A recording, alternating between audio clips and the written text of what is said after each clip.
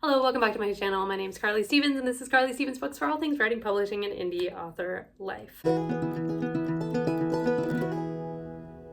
Please forgive the slight funk in my voice. I'm still getting over being ill, which is why there was no video last week, but we are back, and we're back with a kind of anticipated topic, which is spicy scenes. I'm going to give you the key to writing really good spicy scenes, in my opinion.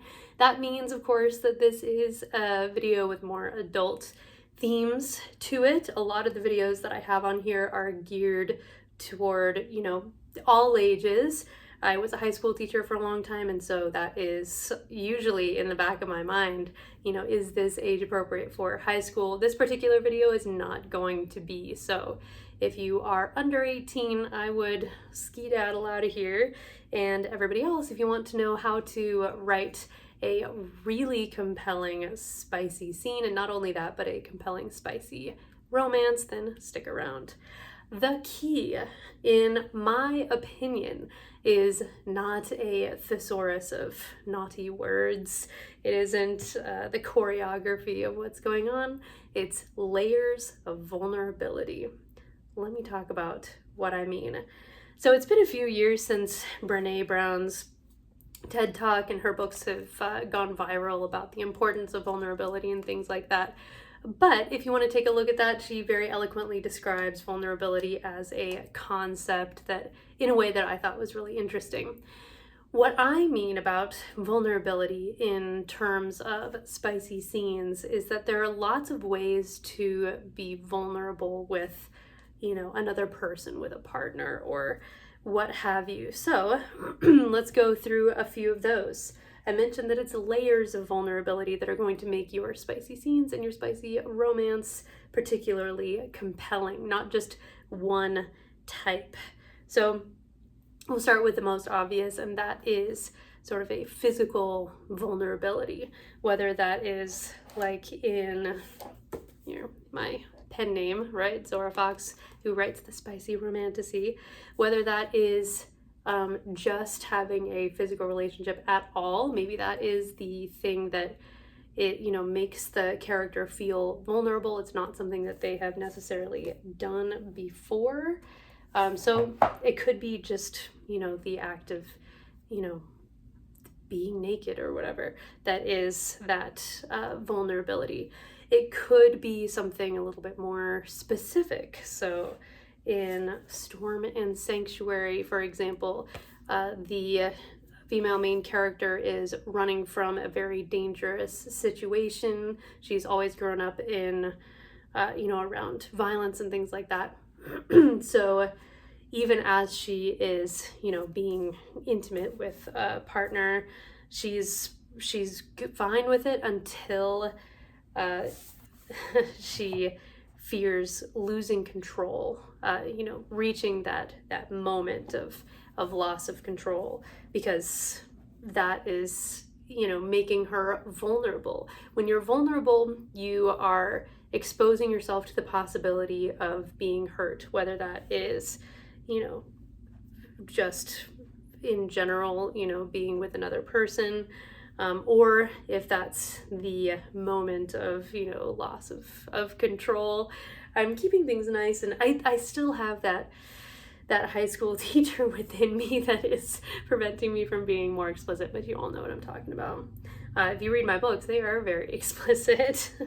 The Zora Fox ones anyway. So it also could be that physical vulnerability that somebody fears to share, or that it's this thing to overcome, to share. That could be a particular act, a particular, area of, being handled. So there's that a series of different kinds of physical vulnerabilities that your characters may experience with a partner, depending very much on their background and their comfortability with, the act in general, spicy things. If there's trauma in their past, then that is going to play into what they feel comfortable with and what feels like giving to the other person in this vulnerable way that again gives the other person the sort of power to hurt them, and they need to prove that they are not going to do that. There's also emotional vulnerability. I recently got a review that I loved from about Wings and Blindness, which is the first in the Deathless Love series, which is mythology-inspired standalones. Very spicy, romantic-y style. This one's an Eros and Psyche remix, and the review called this an enemies to lovers smutty feel-good book. And I think some of that that feel-good aspect to the Deathless Love books, even though they do get super intense, they have a lot of smut to them and all of this, is that there is this emotional vulnerability that the characters almost always go through in one variety or another. So what I mean by that is, again, layered. Your characters may experience one or all of the things that I'm describing, but it should be more than just, in my opinion, it should be more than just one type of vulnerability that they are feeling during the course of a book, certainly, and maybe even over the course of a spicy scene while things are going down. So emotional vulnerability can look like the idea of loving somebody at all. There is a sort of vulnerability to loving someone because there's the possibility of loss, there's a possibility of hurt. So you have a character like the Goddess of War in Flame and Warpaint, who is just fine with, physicality. But when it comes to the possibility of legitimately caring about somebody, possibly even loving them, to her, she sees that as weakness, as an unacceptable vulnerability that she can't afford at all. So she tries to kind of redirect all those feelings to just physical relationship, but it becomes more emotionally important to her over time.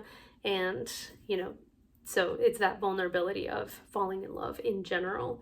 That is a pretty common thread throughout a lot of these books that I've written for Hades. It's the same way in Flowers in the Far Realm. He is, well, it's all of it. Anything feels vulnerable to him, but that emotional vulnerability as well. Another way to have your characters be emotionally vulnerable with each other is by having them confess or admit to things. Because think about it, right? If you do something wrong and you admit that, you confess that to somebody that you're close to, then you are giving that person the ability to hurt you and trusting that they won't. So having characters admit something to each other or confess something about their weaknesses or their sins or their past or something like that, that is going to be another really compelling type of vulnerability for these characters. For example, in Temptation and Tridents, we have these two morally gray main characters, a very charismatic, dominant sort of demigod pirate captain who's trying to break a curse, and the shape-shifting spy / thief that he is trying to break that curse with. At one point, she admits, she confesses to him that she has never really climaxed with anybody that she's been with, and it's this very vulnerable kind of admission that she makes. She feels like she's kind of broken in some way. She's not. But it's something that brings them closer. It's this secret that she carries around. We're getting pretty spicy in this video, for me anyway.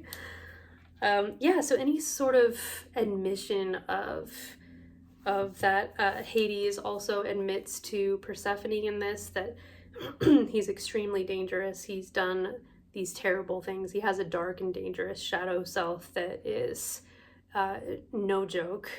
And, that is also a secret that he keeps from some people, and he admits at this crucial moment. There are lots of ways to play with this idea of admitting or showing weakness to the other person, or letting the person in these sort of stages.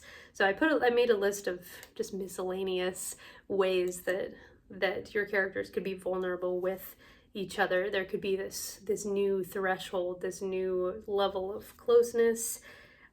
So you could have a character invite the other to their personal space for the first time, something that they keep really private. They could welcome them there. They could introduce the partner to, their children or their friends, their parents, their siblings, people that are close to them. And so not only are they giving that person theoretically the ability to harm them, but now they're bringing them into this greater circle and trusting them more. Anytime you have a sort of weakness that you can have the other person witness, then that is a level of vulnerability. So as an author, I would recommend exploiting all of these vulnerabilities of your characters with each other. Figure out what those weaknesses are. Figure out what those fears are, what those things that they're, afraid to confess or show or reveal or hand over to another person. And either make them do that, get them to a place where that is just unavoidable, or have them make the choice to go over that boundary, to share that thing that they have not shared with other people. This is a fantastic way to escalate your spicy scenes. So going back to Flame and Warpaint, for example, this has the spiciest opening of any of the Deathless Love books. It just starts right out of the gate with more of a physical spice. You're in the middle of a scene, right? Just smash cut to. So from there, a lot of romances lead up to more of that physical vulnerability. That's the escalation. With a spicy romance, a lot of times you're going to not be escalating up to that physical, vulnerability that the couple experiences with each other. Instead, it's going to be that's somewhere in the mix. But with this story, there is really early on that physical chemistry. Both of them have no problem, expressing that with each other. It's the emotional vulnerability that's like, nope, we're just going to keep this as casual as possible, and there's absolutely no way I'm actually going to care about this person and let them in and trust them in any way apart from physically. And it's that raises the stakes and raises the heat levels of the different spicy scenes, because when you have the emotional and the physical, and you're breaking down all of these levels of vulnerability, that's when the story gets more compelling, the relationship is more shippable, the spice is spicier, all of that. So if you have not played with this idea in your spicy books, I highly recommend considering what new levels of vulnerability to treat as like thresholds for your couple, your relationship to cross and get over. I think your readers will like it. So that is my video for today. If you're interested in more videos like this that have writing, publishing, and indie author life advice, thoughts, then definitely subscribe if you are new, or like this video if you like it. I have lots of videos on the channel, some of which deal with spicy romance, that kind of thing, how to write a good spicy scene in other ways. Lovely to have you here. Have a good life. Be of good cheer, and I'll see you next week.